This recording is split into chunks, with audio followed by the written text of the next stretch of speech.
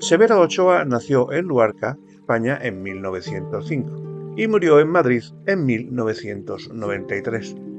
Fue un médico y científico español de renombre internacional.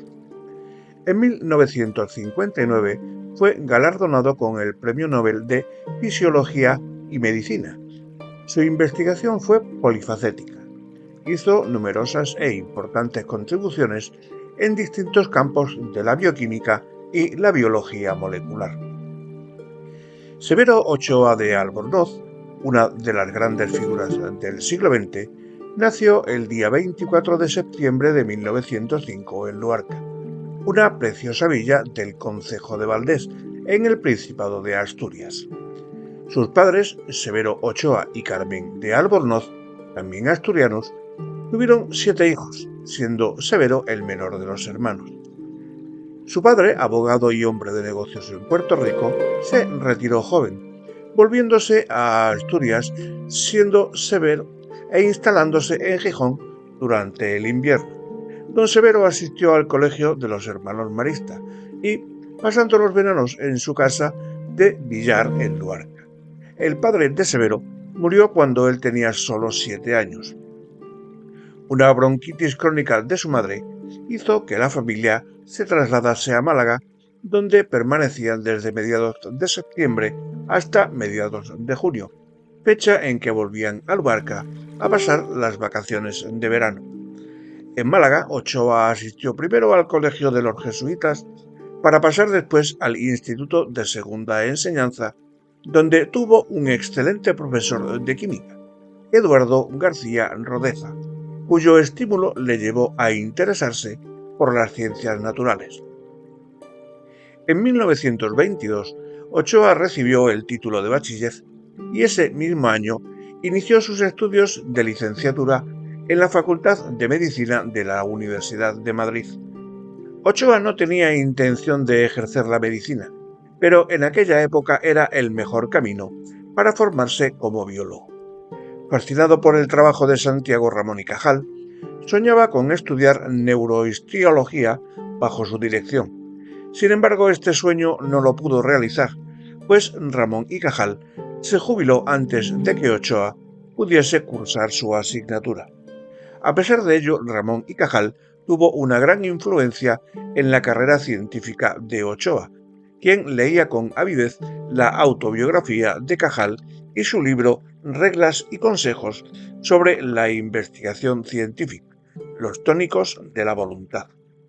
El segundo científico que tuvo una gran influencia sobre Ochoa fue uno de sus profesores de medicina, Juan Negrín, quien se había formado en Alemania y estimulaba a Severo a leer libros de textos en idiomas extranjeros.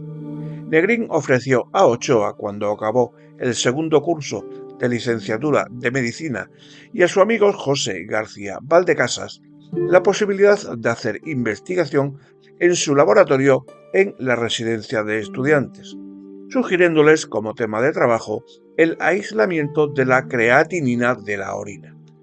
Ochoa y Valdecasas diseñaron un micrométodo simple para la determinación de la concentración de la creatina en músculo.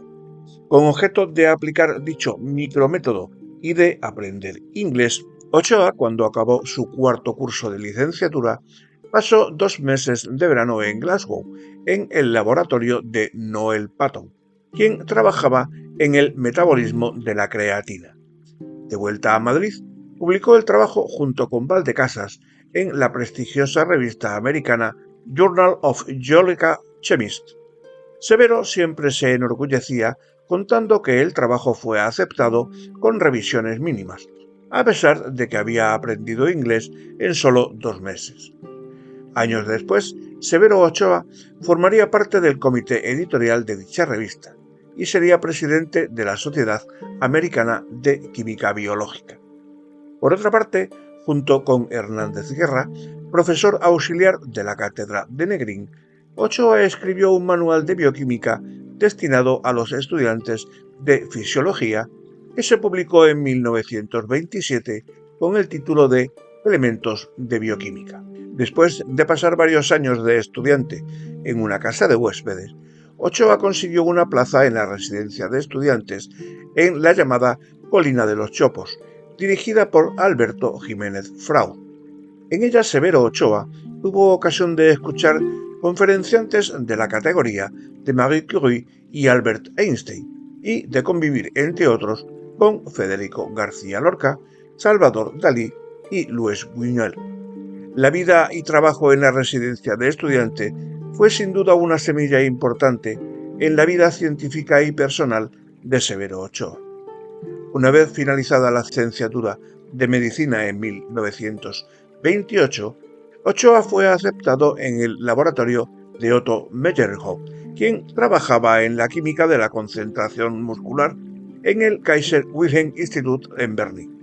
Meyerhoff había recibido en 1922 el Premio Nobel de Fisiología o Medicina junto con A. V. Hill. Citando a Ochoa, dice: Meyerhoff fue el maestro que más contribuyó a mi formación y el que más influyó en la dirección futura de mi trabajo.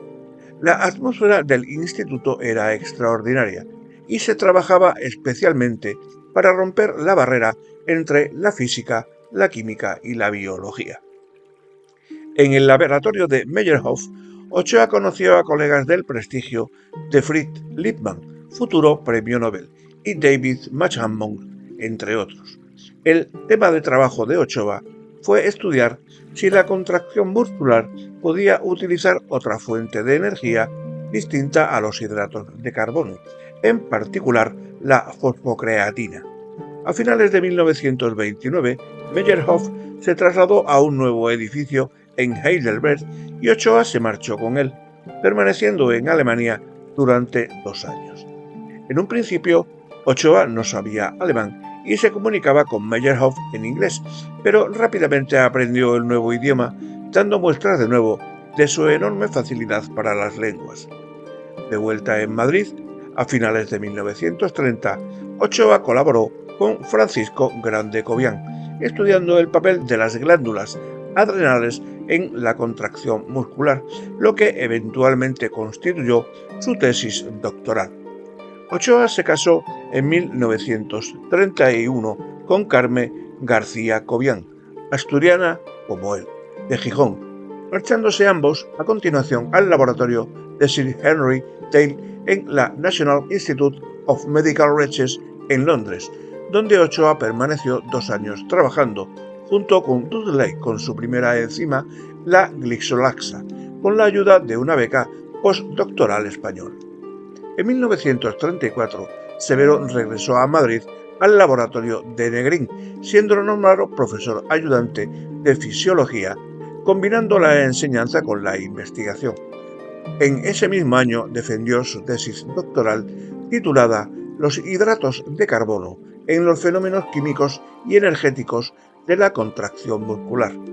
En otoño de 1935, Carlos Jiménez Díaz creó el Instituto de Investigación Clínicas y Médicas en Madrid y le ofreció a Severo la dirección de la sección de Fisiología, donde comenzó a trabajar con algunos colaboradores. En el curso 1935-36, presionado por Negrín, Ochoa opositó a la Cátedra de Fisiología de Santiago de Compostela, de cuyo tribunal Negrín era presidente. Valdecasas formaba parte del mismo. Sorprendentemente para Severo, ni Negrín ni Valdecasas le votaron y no obtuvo la cátedra. Esto supuso una gran decepción, sobre todo personal, para Ochoa. Sin embargo, Ochoa no era rencoroso y años después, siendo ya jefe del Departamento de Bioquímica de la Universidad de Nueva York, Negrín fue a visitarle y Ochoa le acogió con gran cariño. Severo siempre reconoció que Negrín fue uno de sus grandes maestros, a quien le debió la posibilidad de recibir una excelente formación fuera de España. Al estallar la Guerra Civil en julio de 1936, el matrimonio Ochoa decidió marcharse de España, lo que hicieron en septiembre de ese año, y volver al laboratorio de Meyerhoff para que Severo pudiese seguir haciendo investigación. Según las propias palabras de Ochoa, no había en la España de entonces, aún sin guerra, la posibilidad de hacer la clase de ciencia que yo soñaba hacer. El laboratorio de Meyerhoff había cambiado mucho, pues había pasado de ser un laboratorio de fisiología a ser un laboratorio de bioquímica. En este periodo, Ochoa asistió al enzima de la NAD a partir de músculo esquelético. Sin embargo, debido al auge de los nazis en Alemania, la situación de Meyerhoff se hizo insostenible, teniendo que emigrar a París en agosto de 1937, no sin antes conseguir una beca de 6 meses para que Severo trabajase en el Marine Biologic Laboratory de Plymouth.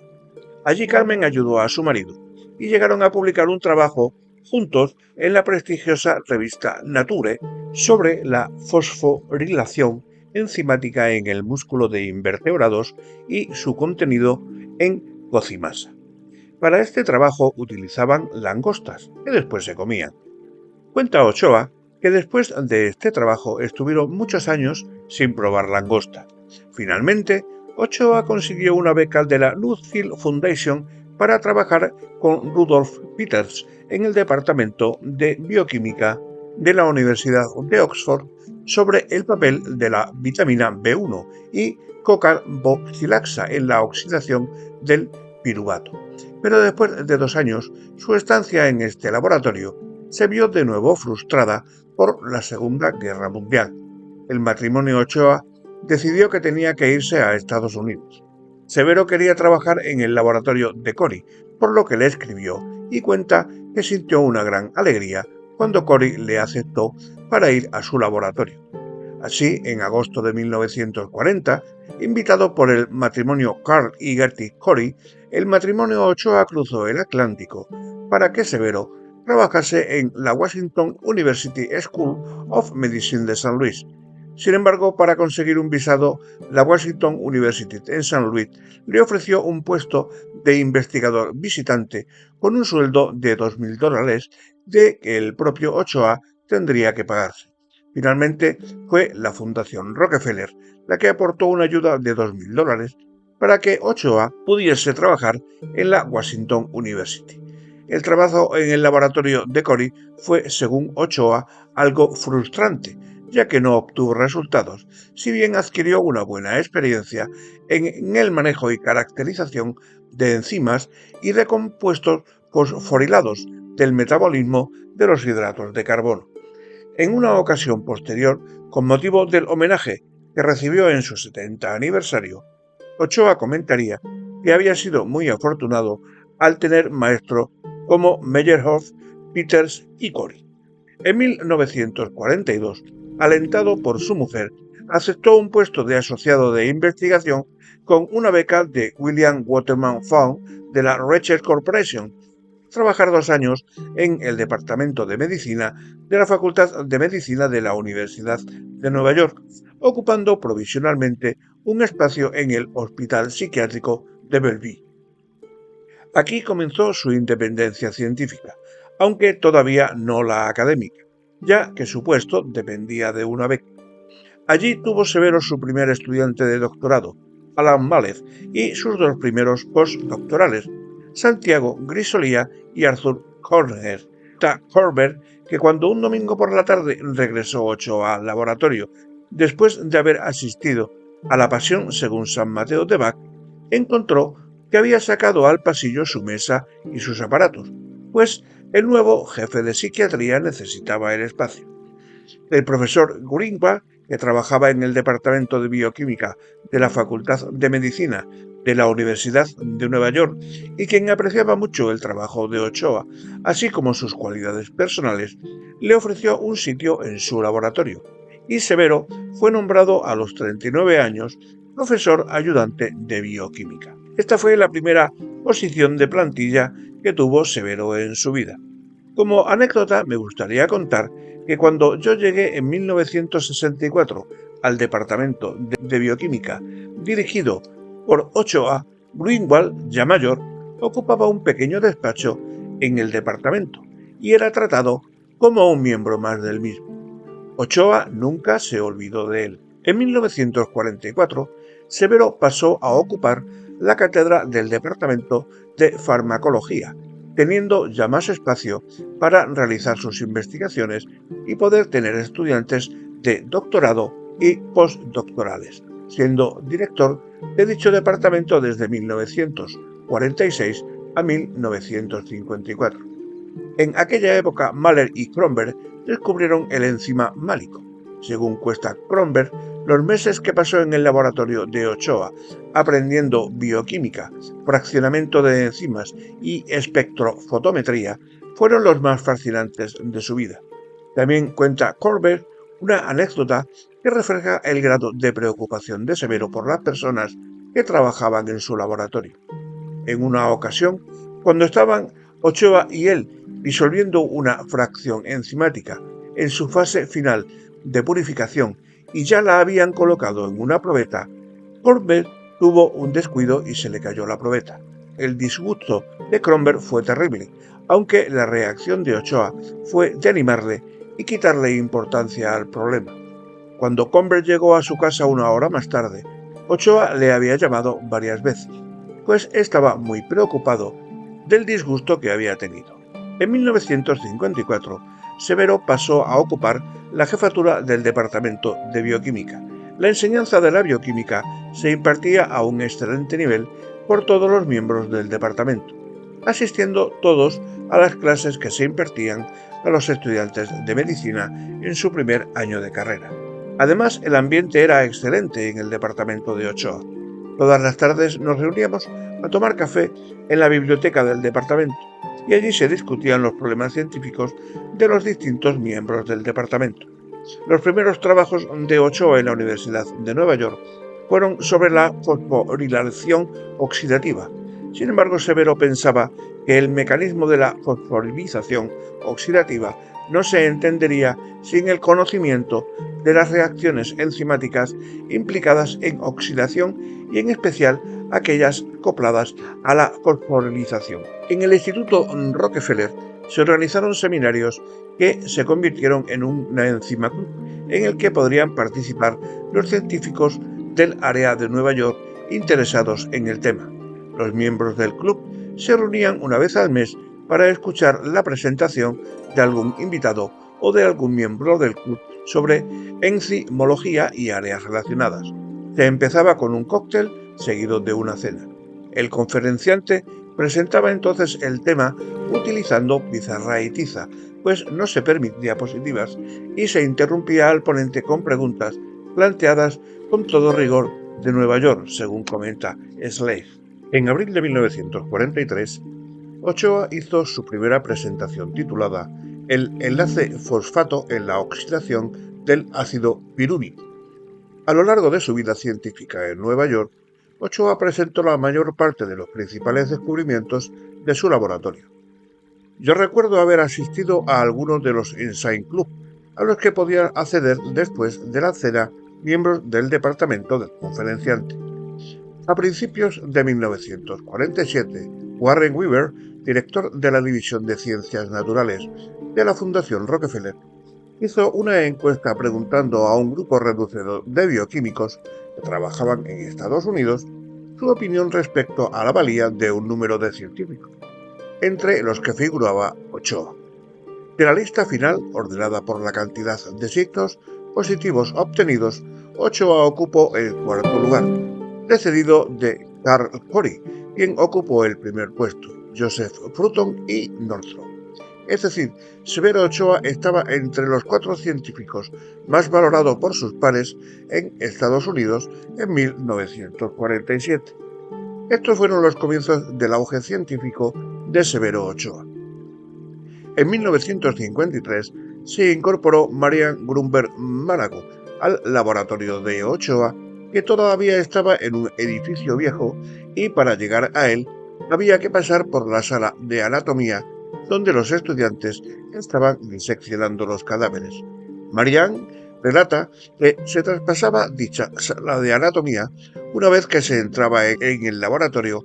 El ambiente era grato y amigable.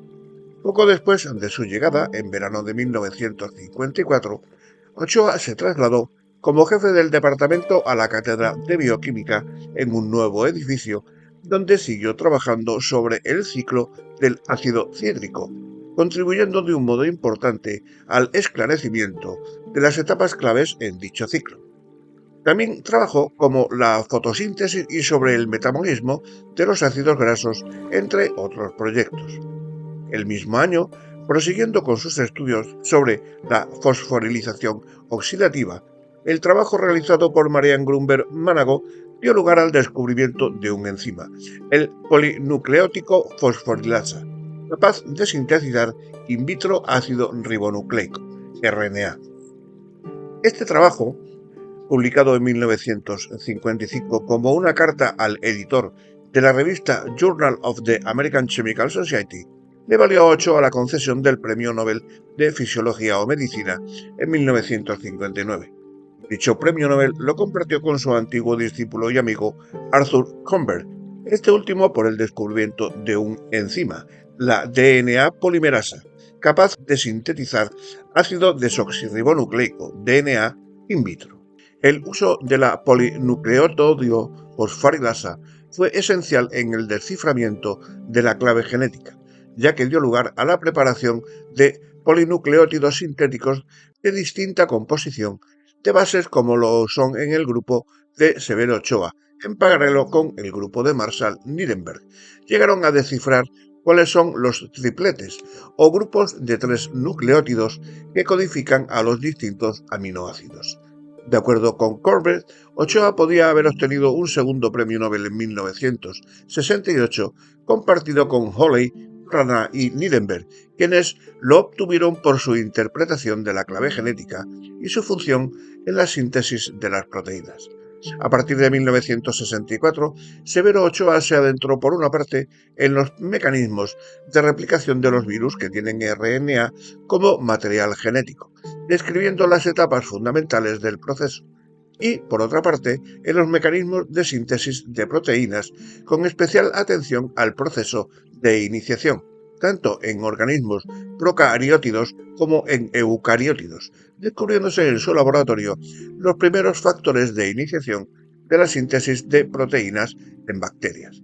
La historia de Severo Ochoa es un buen ejemplo de que, en general, la vida de un investigador no es fácil, en particular en sus comienzos. Una persona de prestigio del Severo Ochoa tuvo que luchar a lo largo de una extensa etapa de formación, pues no fue hasta los 40 años cuando Ochoa obtuvo un puesto de trabajo fijo que no dependiera de becas o de otro tipo de ayudas coyunturales. Es difícil imaginar que también él pasó por numerosas dificultades, incluso económicas, hasta alcanzar su puesto en la Sociedad Científica Internacional. Incluso sus primeros años en Estados Unidos, país que se considera la meca de la investigación, no fueron fáciles. Pero Severo Ochoa tenía muy claro lo que quería en la vida: convertirse en un científico considerado y respetado, para lo cual no dudó en pasar por las etapas de formación necesarias para conseguirlo. En verano de 1974, 20 años después de su incorporación como jefe del Departamento de Bioquímica, con 69 años, Severo Ochoa dejó la jefatura del mismo. No quería ser profesor emérito y pidió a la universidad que lo mantuviesen simplemente como profesor de bioquímica, lo que le concedieron. Pero tuvo la suerte de que en esa época le ofrecieron un puesto de investigador distinguido en el Instituto Roche de Biología Molecular de Nutley, Nueva Jersey, lo que aceptó encantado. A Severo Ochoa le encantaba vivir en Nueva York, por lo que no se trasladó a Nutley. Decía que ir todos los días de Nueva York a Nutley era un bajo precio que tenía que pagar para poder vivir en Nueva York. Además, la ventaja es que iba y venía a contracorriente. Recuerdo una visita que le hicimos Eladio Viñuela y yo al Instituto Roche, que nos pasó a recoger al hotel en su gran Cadillac. Severo era un amante de los coches. Severo Ochoa anota en la pizarra secuencias del mensaje genético, mientras imparte una clase en la Facultad de Medicina de la Universidad de Nueva York en 1967. Severo Ochoa fue un investigador fascinado por los distintos aspectos de la bioquímica y la biología molecular, estando siempre en las fronteras de los mismos y contribuyendo de un modo esencial a todos ellos. Su vida puede considerarse un resumen de la historia de la bioquímica contemporánea y de las bases de la biología molecular. Severo estaba profundamente interesado en la bioquímica. Le entusiasmaba hablar sobre el trabajo en su grupo y nunca tenía secretos respecto a su trabajo. En cuanto se decidió a seguir por el camino de la bioquímica, Ochoa quiso aprender al máximo y tuvo en muchos laboratorios para conseguirlo. Como decía él mismo, fue de un modo presionado por Carmen, su mujer, quien le dijo que ya era hora de que trabajase independientemente y no bajo la sombra de científicos prestigiosos, animándole a aceptar el puesto que le habían ofrecido en la Universidad de Nueva York. A pesar de su excelente formación en bioquímica, Severo echaba de menos el no haber estudiado química y siempre procuró rodearse de investigadores que dominasen la química y la fisioquímica, aunque la bioquímica fue su hobby. Carmen trató siempre de que compaginase el trabajo con la música, el arte, el teatro y los buenos restaurantes. Severo Ochoa pasó los últimos años de su vida en el Centro de Biología Molecular, que es un centro mixto del Consejo Superior de Investigaciones Científicas y de la Universidad Autónoma de Madrid. El CBM fue concebido a comienzos de los años 70 en conversaciones de Severo Ochoa con el entonces ministro de Educación y Ciencia, José Luis Villar Palasi, con el fin de que Severo Ochoa regresase a realizar su investigación en España una vez finalizada su actividad académica en la Escuela de Medicina de la Universidad de Nueva York en 1974. Los avatares políticos hicieron que el proyecto se frustrase en aquel momento, por lo que Severo Ochoa se trasladó como investigador distinguido al Instituto Roche de Biología Molecular de Nueva Jersey. Pocos años más tarde, a mediados de los 70, el proyecto renació gracias al apoyo de Cruz Martínez Esteruela, ministro de Educación y Ciencia, y Federico Mayor Zaragoza, entonces subsecretario del Ministerio de Educación. Severo Ochoa volvió a hacer suyo el proyecto y a ilusionarse con el mismo, pues estaba convencido de que un centro de esa naturaleza tenía que existir en España. El apoyo e interés de Severo Ochoa hicieron que, además de la ayuda económica del Ministerio de Educación y Ciencia para la construcción de los nuevos laboratorios en la Facultad de Ciencias de la Universidad de Madrid, se obtuviera una generosa ayuda de la National Science Foundation de Estados Unidos para el equipamiento del nuevo centro, en cuyo diseño científico y técnico jugaron un papel importante Eladio Viñuelas y Javier Rocal, respectivamente. El Centro de Biología Molecular Severo Ochoa se inauguró oficialmente en septiembre de 1975 por sus majestades los reyes, entonces príncipes de España, coincidiendo con la celebración del 70 aniversario de Severo Ochoa, con un simposio en el que participaron un gran número de amigos, colegas y discípulos, tanto de España como del extranjero. Entre ellos se encontraba Arthur Comber, quien junto con otros colegas editó un libro titulado Reflection in Biochemistry, en el que la participación de los científicos que habían intervenido en el simposio. La cubierta del libro fue un dibujo de Salvador Dalí, preparado para conmemorar tan memorable ocasión.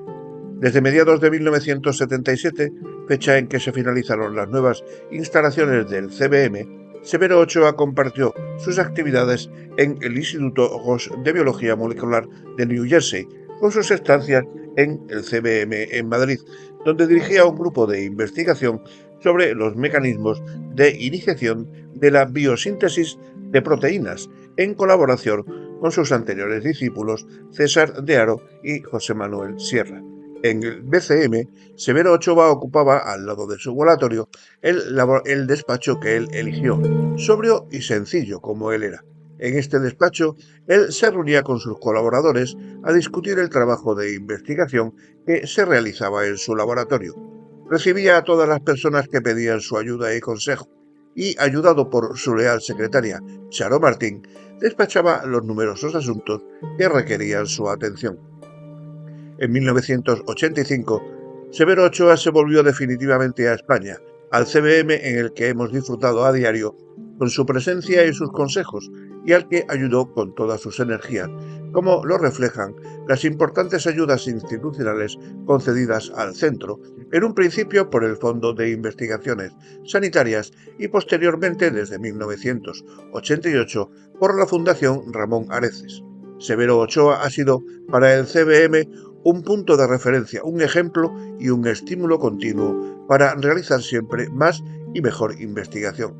Desgraciadamente, pocos meses después de su vuelta a España, falleció Carmen, su mujer, a quien Ochoa adoraba y quien había sido un apoyo muy importante en su vida. Ochoa nunca se recuperó de la pérdida de su mujer, a pesar del cariño que recibió de su familia, sus amigos y sus discípulos. Además de su papel esencial en la creación y desarrollo del CDM, Severo Ochoa puede considerarse el padre de la biología molecular en España, ya que, directa o indirectamente, ha formado a un gran número de investigadores en este campo, estimulando siempre el desarrollo de la investigación en este área.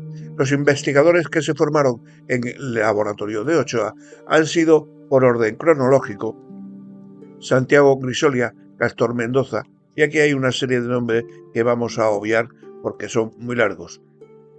Hoy día podemos hablar no solamente de los discípulos de Severo Ochoa, sino también de los discípulos de estos, e incluso de los discípulos de los últimos. Es decir, 3 generaciones de investigadores españoles han tenido a Severo Ochoa como maestro, de un modo directo o indirecto. Además, Severo Ochoa jugó un papel importante en la creación de la Sociedad Española de Bioquímica en 1963, hoy Sociedad Española de Bioquímica y Biología Molecular, con su apoyo y participación en la primera reunión de bioquímicos españoles celebrada en Santander en 1961, donde se gestó la creación de la sociedad, así como su continuada asistencia a los congresos de bioquímica organizados por la sociedad.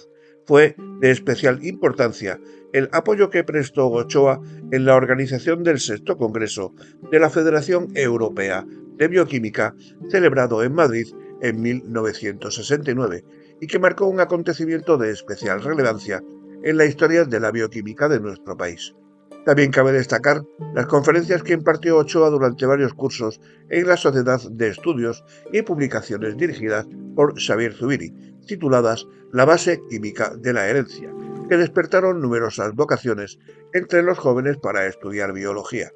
Personalmente tuve la suerte de conocer a Severo Ochoa en el verano de 1958 en Gijón, siendo yo estudiante de Ciencias Químicas en la Universidad Complutense de Madrid. Los trabajos de Severo Ochoa me fascinaron y determinaron mi vocación por la bioquímica. Consejo suyo, realicé la tesis doctoral en el Centro de Investigaciones Biológicas con Alberto Sols y después me fui, junto con Eladio Viñuelas, mi marido, a realizar una fase postdoctoral con Severo Ochoa en el Departamento de Bioquímica de la Escuela de Medicina de la Universidad de Nueva York, donde se concentraba un plantel de magníficos científicos realizando investigación de la mejor calidad. De la estancia en el laboratorio de Severo Ochoa guardo un recuerdo imborrable. Severo Ochoa nos enseñó a Eladio y a mí no solamente la biología molecular, que después pudimos desarrollar y enseñar a nuestra vuelta en España, sino también su rigor experimental, sus experimentos que se habían hecho y planeamos los que había que realizar. Tengo un recuerdo especialmente agradable de los almuerzos en los que, además de largas discusiones sobre ciencias, también se hablaba de música, de arte, de literatura, de viajes. Era un rito el paso de Severo Ochoa a los 12 puntos por nuestro laboratorio para recogernos de camino al comedor de la facultad. Severo Ochoa es sin duda el ejemplo de una vida dedicada a la investigación, quien ha tenido la bioquímica como hobby y ha ido siempre a la búsqueda de ese hobby. Sin embargo, quisiera también recordar al Severo Ochoa amante de la cultura, de las artes y de la música, quien se extasiaba al contemplar los frescos de Goya de la capilla de San Antonio de la Florida, a la que consideraba la Capilla Sixtina española, o al escuchar los cuartetos de Beethoven o Don Giovanni de Mozart, cuya partitura se sabía de memoria. En esta última faceta de amante de la música, Severo Ochoa ha sido un privilegio para Eladio Viñuelas y para mí acompañarle al Auditorio Nacional a los magníficos conciertos de la Universidad Autónoma organizados por José Perís, amigo entrañable y muy querido de Severo Ochoa. A pesar de su gran prestigio y relevancia como investigador, Severo Ochoa era una persona enormemente sencilla, quien siempre estaba dispuesto a atender a todos los que se acercaban a él y a quitarle la importancia a sus méritos y al hecho de haber obtenido el premio Nobel. En una entrevista que le hicieron en los últimos meses de su vida, le preguntaron cómo le gustaría que le recordasen, a lo que él contestó que, como hombre tolerante y bueno, que es lo que creía que había sido. Como hombre tolerante y bueno, como gran investigador y como gran maestro, siempre recordaremos a Severo Ochoa. El 1 de noviembre de 1993, el mundo entero perdió un gran investigador, un gran maestro y una gran persona. Sus restos descansan junto con los de su mujer Carmen en el cementerio de Luarca, con una impresionante vista hacia el mar. Antes de morir, dejó grabada una lápida que dice: Aquí yacen los restos de Carmen y Severo Ochoa, unidos en la vida por el amor y eternamente unidos por la muerte.